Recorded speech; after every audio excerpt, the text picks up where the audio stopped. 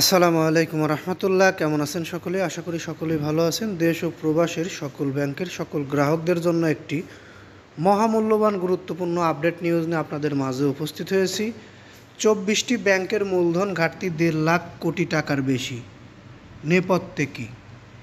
আসলে আমরা যারা ব্যাংক গ্রাহক তাদের ভাগ্যে কী আছে আল্লাহ মাবুদ ভালো জানে। 24টি ব্যাংকের মূলধন ঘাটতি 1.5 লক্ষ কোটি টাকারও বেশি। অর্থাৎ মূলধন ঘাটতি মানে কি? ব্যাংকের মূলধনই নেই। তাহলে ব্যাংক থেকে ব্যবসা আসবে কিভাবে? ব্যাংকের গ্রাহকরা লাভ্যাংশ পাবে কিভাবে? ব্যাংকের গ্রাহকদের আমানতের টাকারই বা কী হবে? বিস্তারিত জানতে হলে অবশ্যই আমাদের এই নিউজটি পুরোটা ধৈর্য সহকারে শুনতে হবে, একটু সময় ব্যয় করে। এবারও লভ্যাংশ দেওয়ার অনিশ্চয়তায় পড়েছে দেশের 24টি ব্যাংক। এসব ব্যাংকের সম্মিলিত মূলধন ঘাটতি 1.5 লাখ কোটি টাকা ছাড়িয়েছে। ব্যাংকগুলো আমানতকারীদের টাকা এমন সব খাতে বিনিয়োগ করেছে যেখান থেকে অর্থ ফেরত পাওয়ার সম্ভাবনা নেই বললেই চলে। যদি আমানতকারীদের টাকা এমন খাতে বিনিয়োগ করে থাকে যে সেখান থেকে টাকা পাওয়ার সম্ভাবনাই নেই, তাহলে আমানতকারীরা তাদের টাকা ফেরত পাবে কিভাবে? যা দেশের ব্যাংকিং খাতে তৈরি করেছে অনাস্থার পরিবেশ।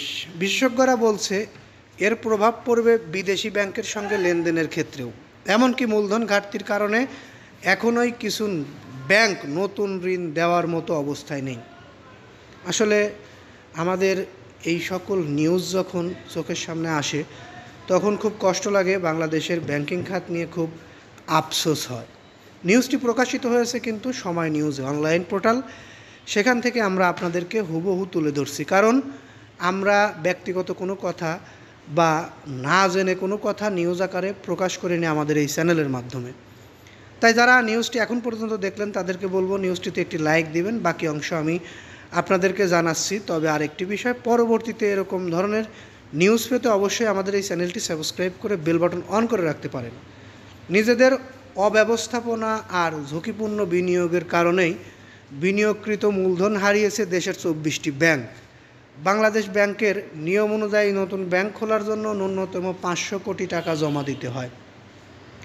পাশাপাশি তফসিলি ব্যাংকগুলোর কার্যক্রম চালাতে ন্যূনতম রক্ষিত মূলধন 10% এবং ক্যাপিটাল কনজারভেশন 2.5% থাকা বাধ্যতামূলক। এই অনুপাত সঠিকভাবে বজায় রাখতে পারলেই ব্যাংক খাতে সুস্থ ও নিরাপদ ধরা হয়।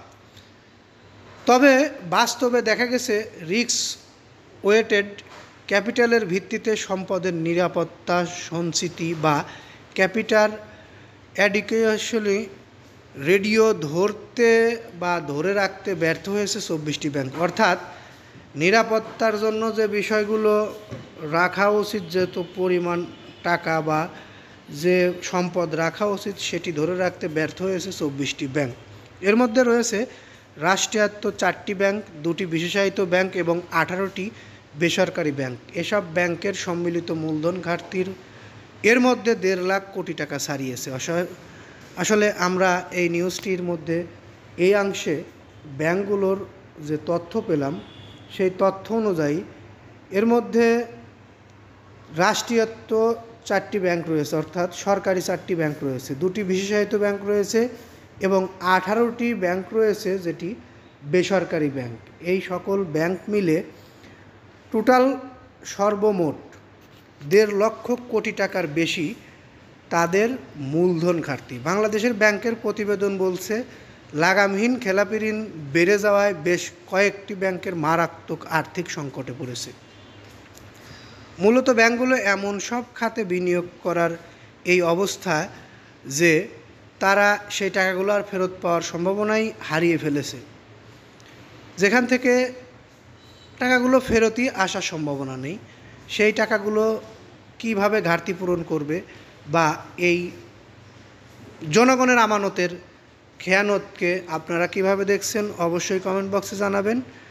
আর জনগণের অর্থ অর্থাৎ আমানতের টাকা কিভাবে ফেরত আসবে এই বিষয়টি নিয়েও আমাদের চিন্তার বিষয়। পরবর্তীতে আমরা এই নিউজটির আরও কিছু গুরুত্বপূর্ণ তথ্য প্রকাশ করব।